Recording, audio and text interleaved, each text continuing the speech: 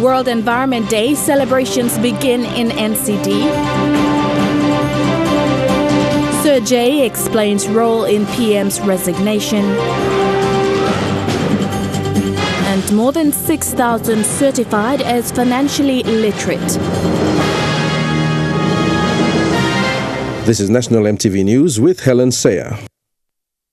Good evening, this is Saturday's news. Thanks for your company. According to the United Nations Environment, 9 out of 10 people worldwide are exposed to high levels of air pollutants that exceed safe levels set by the World Health Organization.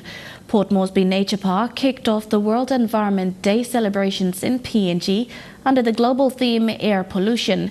Park General Manager Michelle McGeorge hopes that individuals will leave the park today knowing that they have the power to make a positive impact on their environment.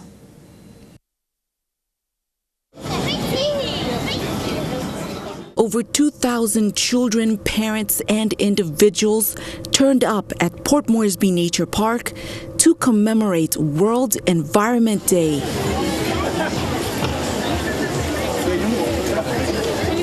Besides seeing animals, today there were so many things to do. Great way to learn about the environment, to learn about what we can do to protect the environment, but also I like what a lot of the organisations do is focus on how we can also save money, how we can benefit from saving the environment. So, although World Environment Day is celebrated globally on the 5th of June, the park decided to kick off the celebrations in PNG.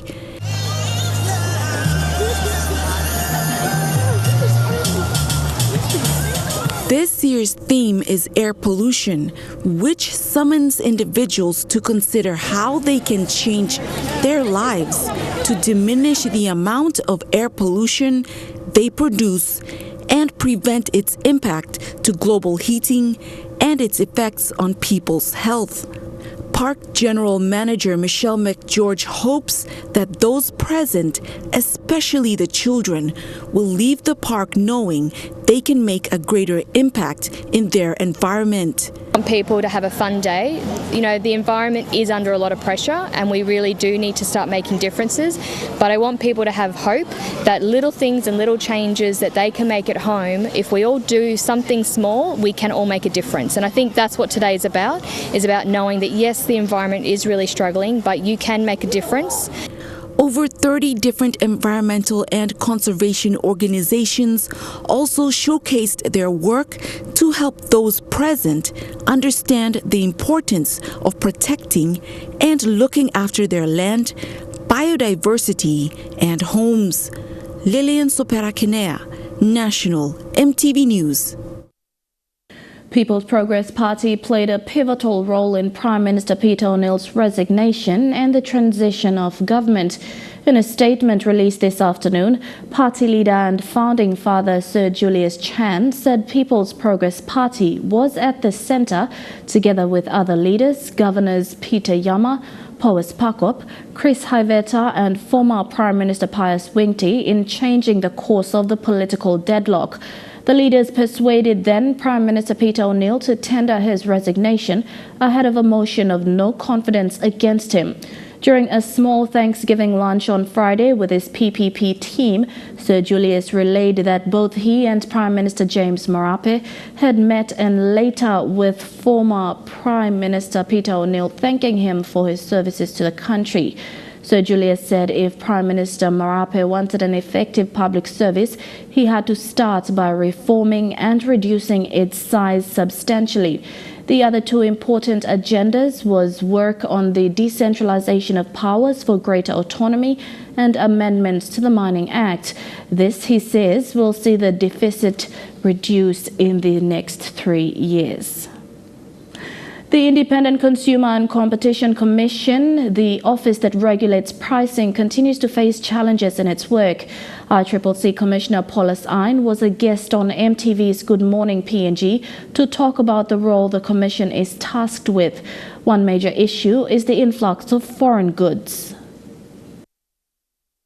And what would be one of the biggest things that you find, or the biggest challenges in the country at the moment? Is it foreign imports? What is it? Well, the biggest challenge at the moment is the influx of foreign goods that you see on the shelves every day. And I physically encountered many throughout the provinces. At one stage, I went into one of the provinces and I encountered punches and I almost got arrested by police. Wow. So that's the extreme I went as far as a CEO can do. So what requires is all of government approach in terms of acting, we're working together to eradicate the influx of foreign products that are considered to be, you name it. Yeah. Right, Mr. Hein, recently there's been an increase in the retail price of diesel, kerosene, and petrol. Are you able to explain to our viewers the cause of that, as well as the Prices Regulation Act of refined petroleum products? Well, thank you very much, Peter. I think this is a very important question that has been emerging several times in all forums, including the mainline media. Fuel price at this stage is we price takers, whilst we have the refinery at Napa Napa.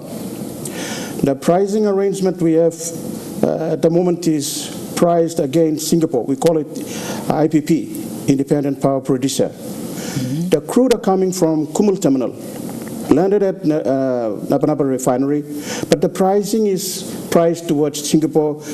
You're saying that the crudes are brought in from Singapore and priced is against this one. So in actual fact, these are prices that we've been locked into a project agreement in 1997 or some years back. So we are stuck for the next 30 years. Oh, no. We cannot change, we cannot amend. We've tried, when I was a technical officer, we tried several times. So the amendments has to go through a consensus between the project, all the parties. Yeah. So I think for me personally, I was involved in 3 or 4 times and we haven't successfully achieved it. So at the moment, the price, ICCC, what it does is the prices are given by Puma to us on the 8th of, we cross-check with the international benchmarks, and then when we see that they agree, we make that announcement. So in actual fact, Papua New Guineans have no choice. We don't have a say? We don't have a say because it's already locked into this project agreement that we are now going to continue to rely for the next 30 years. More than 3,000 people from 6 districts in Wewak were recently certified as financially literate. Through training provided by the Microfinance Expansion Project, the participants were allowed the opportunity to gain better access to financial services. Petrol reports. 8th Prime Minister and... Whilst the attention of most Papua New Guineans were on political developments in Port Moresby, for people in 6 wards within Wewak district, the week ended on a high with more than 3,000 certified as financially literate. After completing a training program facilitated by the Microfinance Expansion Project, people within Wewak Urban, Wewak Rural, Wewak Island, Turubu, Boykin and Dagua local level governments were given the opportunity to understand more about banking products and also gain access to financial services. Representatives from MEP's key stakeholders were present for the event. Financial education by having thinking how managing funds by look out to now beginning now behind time too. So you must look out this. The training conducted is part of an overall project designed to increase financial inclusion in Papua New Guinea by improving people's knowledge of and access to financial services. This has been done by providing financial literacy education to more than 215,000 people to date, 48% of whom are women. It is pleasing to note that more than 3,000 of you in Wewak alone will graduate today. All of you, including the many women who participated, will now have enhanced knowledge to use your money very wisely. The East Sepik Provincial Administration was also present, with Deputy Administrator Lynette Sari acknowledging support from partner financial institutions in rolling out suitable financial services for women and people in rural areas. Now, thank you through that MIPLA long Wewak District 6 LG MIPLA fortunate logat training logi MIPLA sawe lokim savings na budgeting bla MIPLA no life bla MIPLA that benefit lo livelihood bla MIPLA time MIPLA staff lo all respective all areas bla MIPLA. Mary Batulo, National Emtv News. This is National Emtv News. Stay with us. We'll bring you more of the day's stories after the break.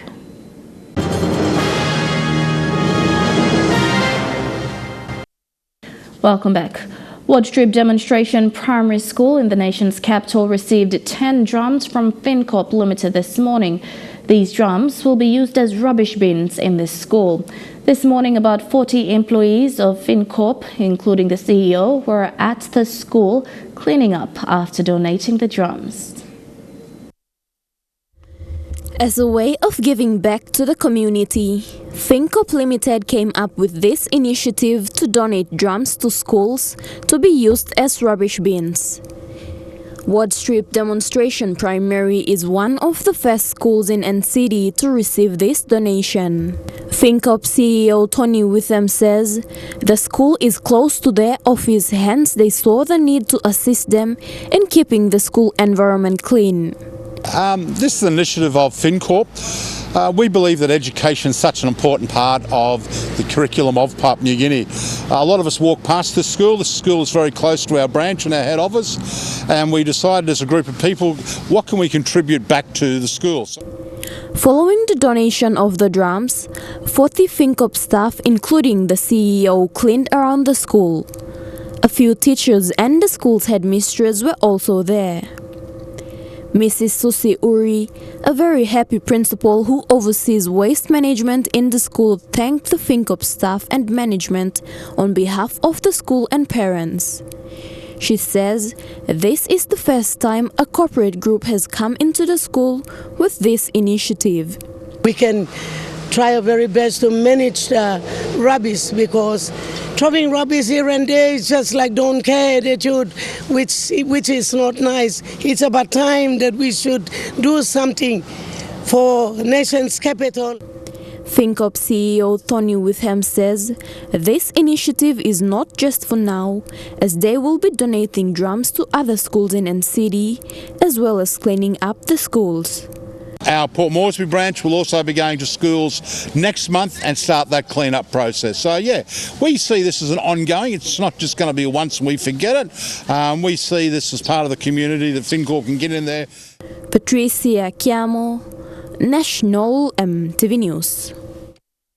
The Catholic Church recently organized another education seminar for young people focused on creating short films on the theme Safe Family, Happy Family. The weekend program held at Sivarai Namona at Bomana had 50 student representatives, including the teachers from church-run schools in NCD. It was facilitated by the Catholic Bishops' Conference Social Communications Secretary and a team. The program commenced with the problem tree exercise, where students had to depict effects and identify the root causes. The aim of this session is to help the students be aware that behavior has underlying attitudes. Once we change our attitudes, our behavior will change as well, said Father Ambrose. Apart from the sessions, the seminar had moments of prayer and reflection, games and interactive sessions. A highlight of the program was the live pure commitment, where several male and female students pledged to live pure in their closing mass. The clean environment, delicious meals and friendly atmosphere at Sivarai Namona, Bomana was much appreciated by all the participants. 5 women graduated with flying colors yesterday from the International Training Institute, receiving special awards along with their respective certificates and diplomas. Another special award, the Principal's Award, was also received by a woman. The recipient, Darusila Antiyam, said she was honored to be nominated for the award. Yesterday, a total of 211 students graduated from the International Training Institute's Lay campus. 53 graduated under the certificate programs, 156 under the diploma programs, and 2 under the advanced diploma program in accounting. 5 women topped their classes and were recipients of the DAX Awards. Amongst them was Darusila Entayam, who received the Principal's Award.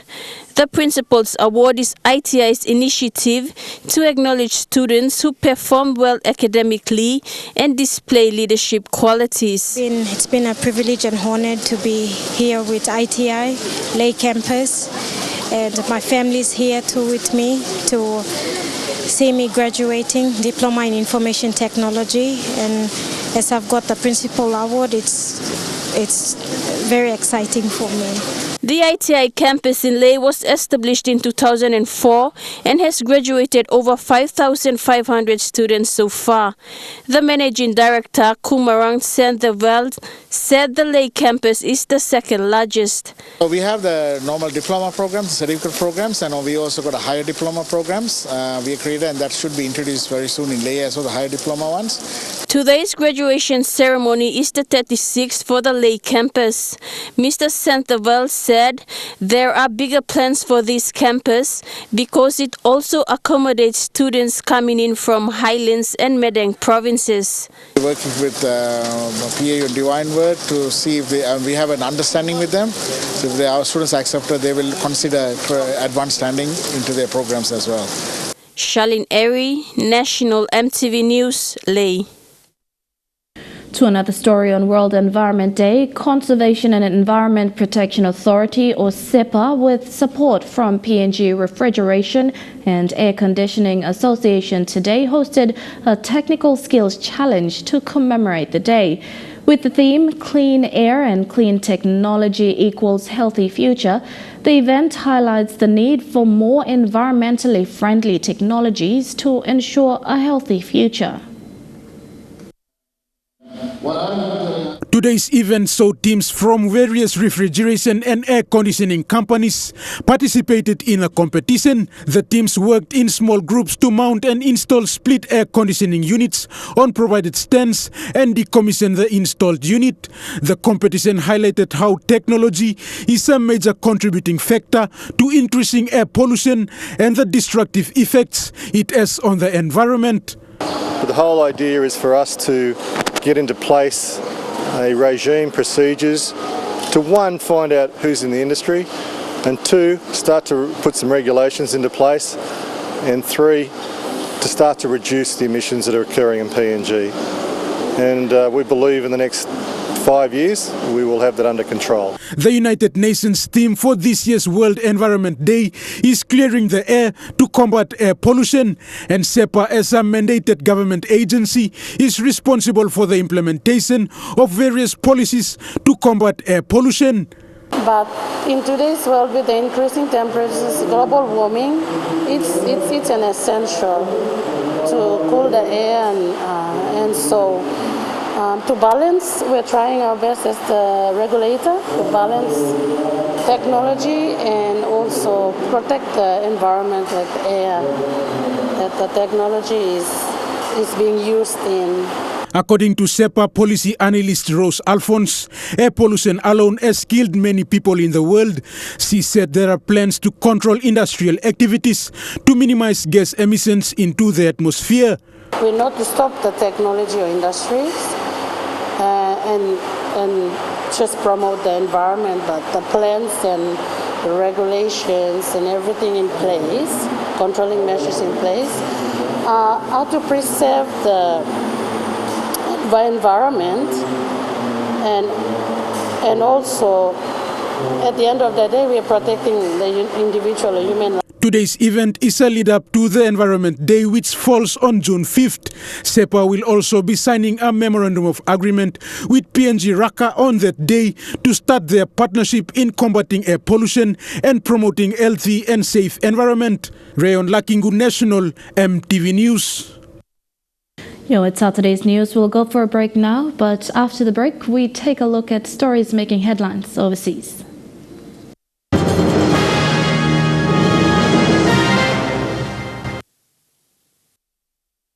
Welcome back to the news. Turning overseas now, U.S. officials performed a magic trick of sorts when President Trump arrived in Japan last weekend. They made a warship disappear. It was done because it bears the name of the man Trump despises, the late Senator John McCain.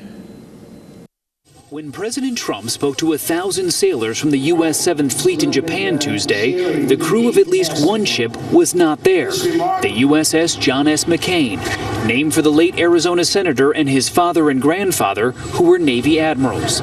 The Navy gave the McCain crew the day off, and the White House wanted the ship moved out of sight.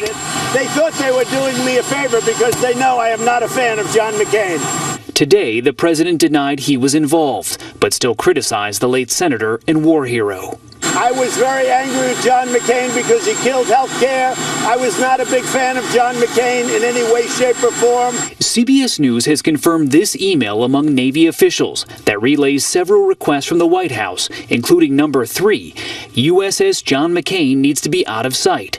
This was such a concern, the email states, please confirm number 3 will be satisfied. A picture shows a tarp covering the name of the ship, but the Navy says the tarp was removed before the president arrived. The acting Secretary of Defense says he had no knowledge of any plan to hide the McCain. I would never dishonor the memory of a great American patriot like Senator McCain. Today, Meghan McCain, the late senator's daughter, fired back. But it's impossible to go through the grief process when my father, who's been dead 10 months, is constantly in the news cycle because the president is so obsessed with the fact that he's never going to be a great man like he was. On this very week back in 1973, John McCain was here at the White House. He was welcomed by President Nixon after he spent more than 5 years as a prisoner of war in Vietnam.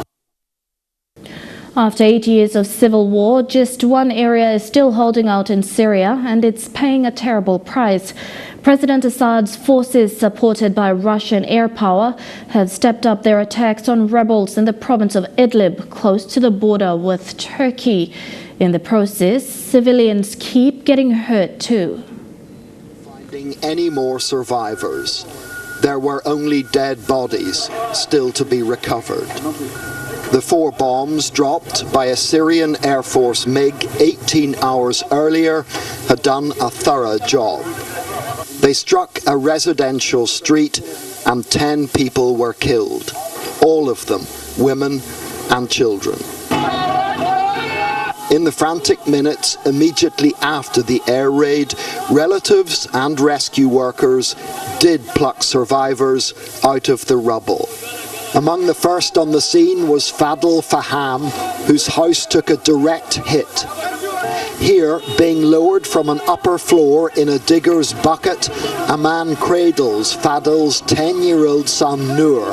The boy is unconscious but alive. We found Noor in the local hospital, where he's doing okay.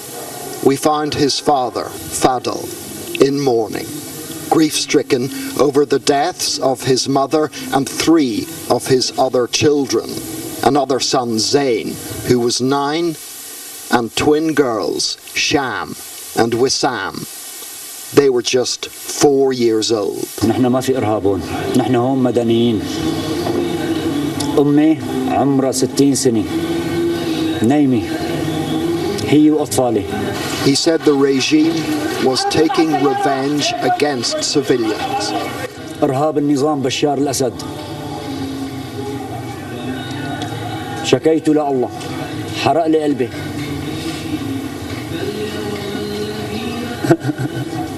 What's happening is pretty clear. President Assad's bombardment from the sky is creeping northwards. Most of the towns and villages south of here, Aria, have already been abandoned.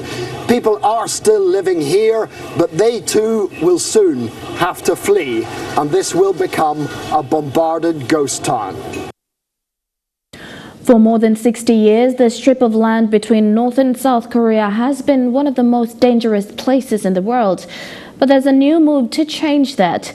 Demilitarized zone is being rebranded as a peaceful tourist destination, and 2 Kiwis are helping with the transformation. It's a dangerous and heavily guarded line dividing Korea in half.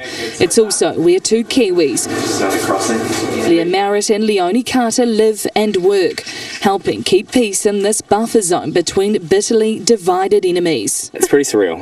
You kind of reality check yourself every kind of day when you're looking around in the little mine signs and you hear it, kind of the last relic of the Cold War. A 3-bedroom Kiwi house inside Boniface Camp is their home for the next 5 months. A tennis court, church and a golf course.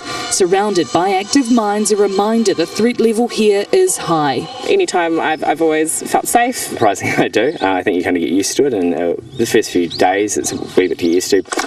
The threat of war has eased here since the two Korean leaders, Kim Jong-un and Moon Jae-in, met last year. And since, as part of a peace agreement, the outside world has been welcomed in. But visits are surrounded by strict security, especially beyond the cordons. We've only been allowed in here with the military escorts. There's security cameras watching our every movement as well as guards, and there's strict restrictions around what we can and cannot film, to the point where a lot of our vision has had to be deleted. The only lines of communication between the two sides are here, where Leonie verbally sends daily messages to the north. They just basically repeat the message, and we ensure that they've got the message and understand the message. So that's basically them repeating it back, and that's pretty much the conversation. Wire gates and a bushy road lined with mines lead to the north. No one goes in or out without the approval of Blair's team. Face to face with North Korea, and it's almost like you're in a national park because it's so untouched, and you've got deer and pheasants and things roaming around. Two Kiwis helping transform a place of war into one of peace. Malaysian authorities have vowed not to be the world's dumping ground for plastic waste. They've decided to send thousands of tons of plastic back to the countries where they came from. We call this recycling, but Malaysians say it's rich countries' rubbish, and they're tired of being dumped on. Malaysians, like any other developing countries, have a right to clean air, clean water, sustainable resources and clean environment to live in. Malaysia has identified 14 developed nations, including the US, Canada and Britain, that send their unwanted recyclables to its shores. Last year, Malaysia became the world's top destination for millions of tons of plastic waste after China stopped importing it.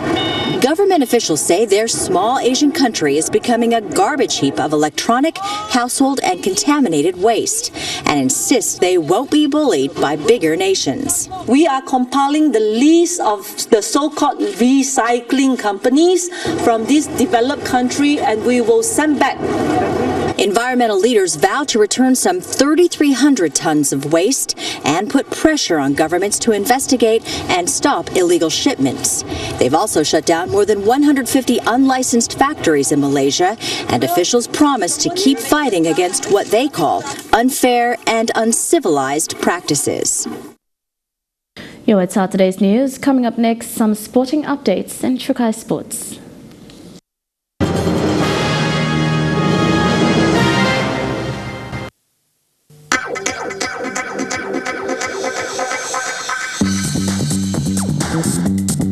Chukai Sports.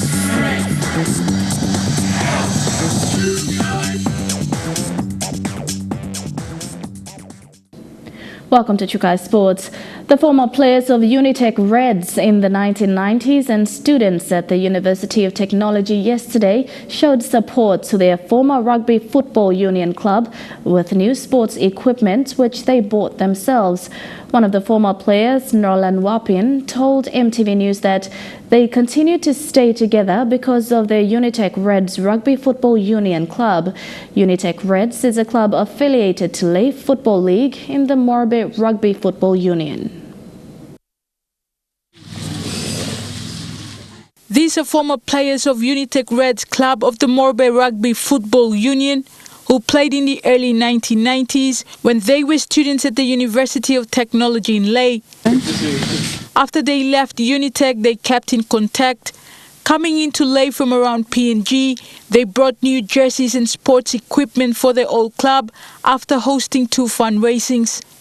And from that, we managed to buy some excess rugby gears and jerseys for the boys back here in Ley. What we're trying to do is we're trying to give back to the club that has enabled us to still be mates to this day, 20 odd years later.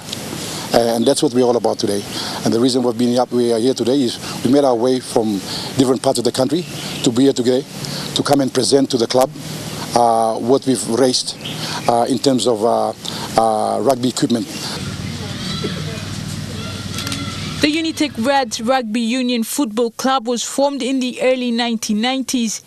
It was made up of students studying at the University of Technology.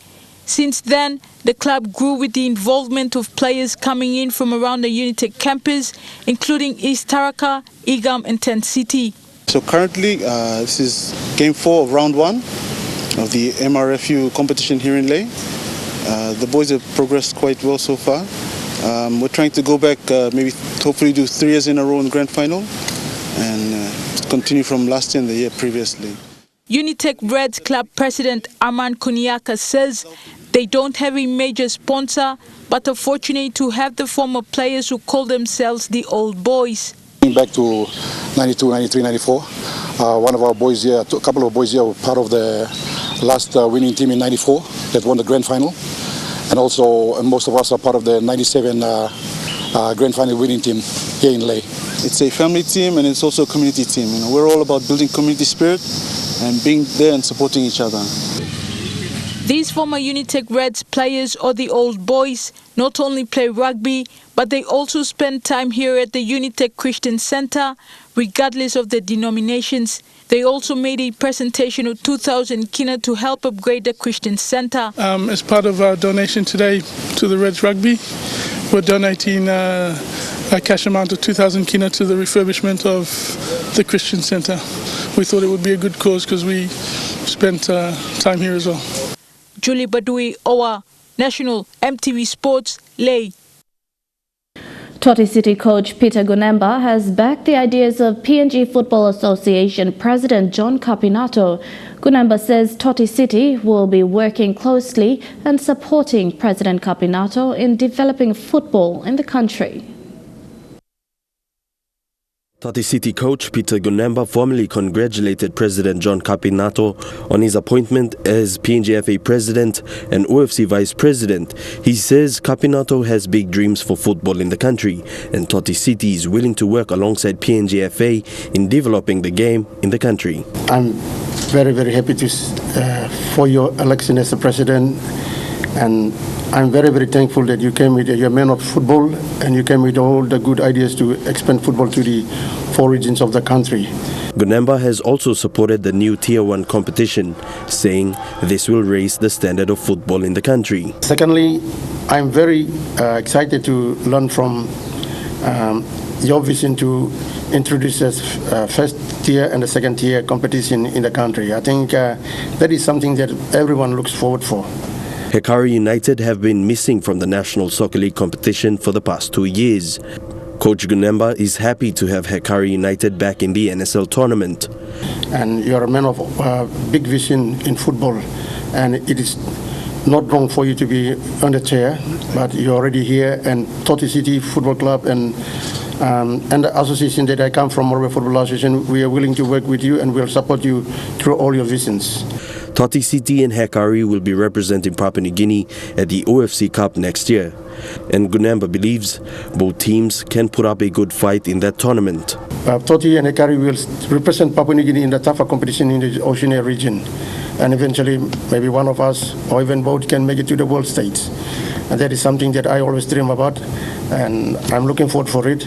Elijah Levet, National Emtv Sports. National Soccer League manager Leslie Babaga says this season was hectic. This year saw a total of 27 teams compete all across the country, something new to what it was in the previous years. Babaga says they have learned a lot from this season and are sure to improve in 2020. And the feedback was good. And I think next year we will have a few more teams wanting to join. Going through the season, it's been hard and a tough challenge because, Previously, we only managed 6 to 7 clubs for the year. For 27 clubs to manage it, and around the country, not only in 2 or 3 centers, it's around the country. So it's been hard. We've faced issues. We've made note of them. So as the president said, after the grand final, we'll all sit down, go through all those issues, and try and fit them in so that the next season would be bigger and better. Sugar Sports continues with more on the other side of this break.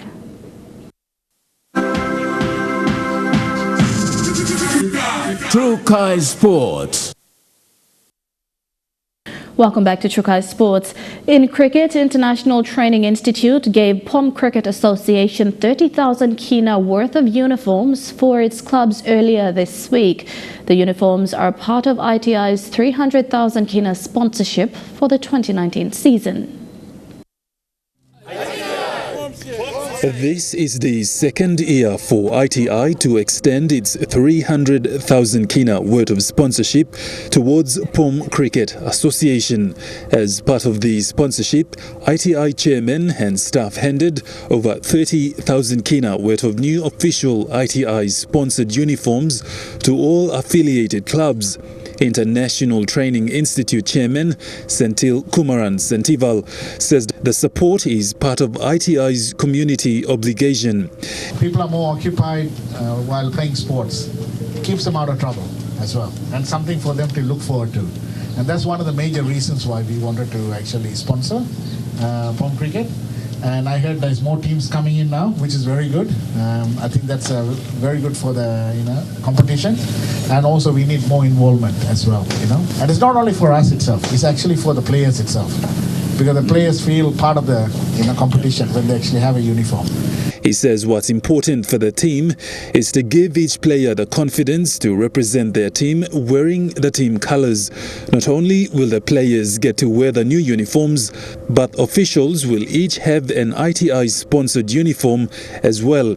And I think this will go a long way for their motivation as well. And we will continue to look into other things as well. And but I think now, it's becoming bigger, POM Cricket, and hopefully they will link up with other, cities also to compete as well at a different competition as well.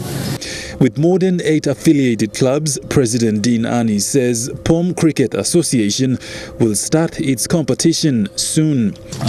Having the been taken off to provide those uniforms for the clubs, and thanks to Kumaran and the team, which is actually going to be seeing all the clubs being playing with their full uniforms in during the season. So we want to look professional, and I think that's one of our goals as well, to go another level and to be the best sporting code POM Cricket association to show that in the sports we have in NCD as well. So we want to go up another notch, another level to show other sporting codes that we can be professional as well, both on the field and off the field as well. The tournament will see premiers, women's division, under 18 and the reserve grades. One of the aims of POM Cricket Association is to be more professional as possible. Godwin Eki, National Emtv Sports.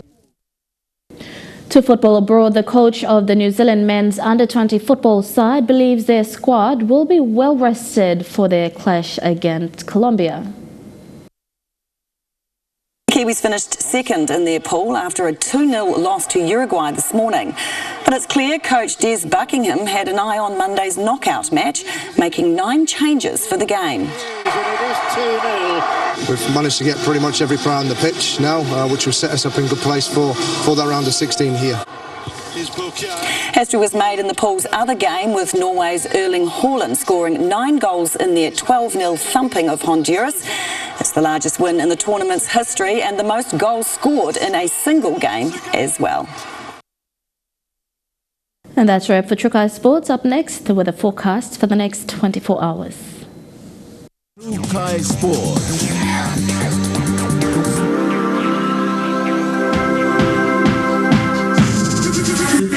Trukai Sports. This weather update is proudly brought to you by Money Plus. With you always.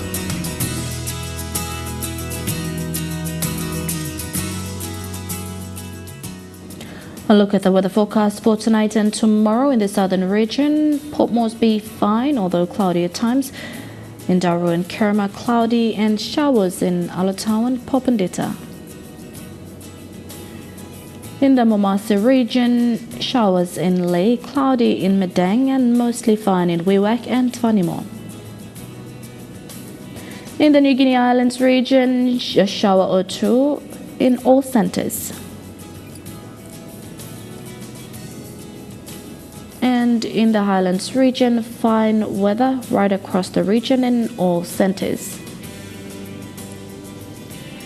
Forecast for small crafts for the next 24 hours. Waters of southern PNG Indonesian border through Torres Strait and Daru to Kiwai Island to Kerema, to Yule Island to Hood Point, Arama Coast to Samar Island, seas of 3 to 3.5 meters. Waters of eastern and western Milne Bay Islands, waters of Samar Island to Cape Focal to Finschhafen, seas of 2.5 to 3 meters. Waters of Finschhafen through Vitiaz and Dampier Strait to Siasi Island to Long Island, seas of 2.5 to 3.5 meters. Waters of Long Island to Madang to Bogia to Wewak, Aitape to Vanimo and northern PNG Indonesian border, seas of 2.5 to 3 meters.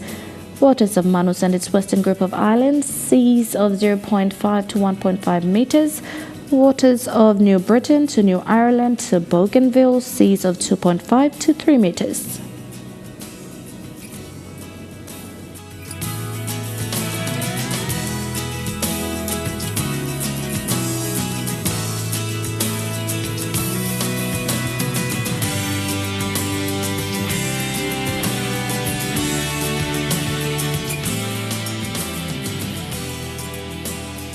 A look at the ocean forecast. The PNG areas in the Coral Sea, seas rough to high seas with southeast winds at 34 to 48 knots.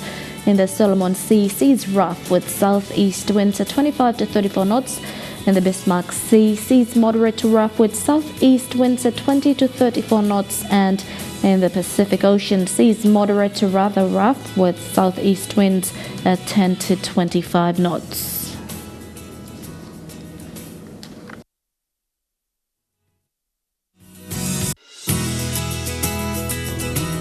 This weather update is proudly brought to you by Money Plus. With you always.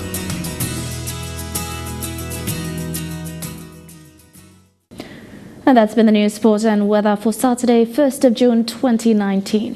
From the entire news team, pleasant viewing. Good night.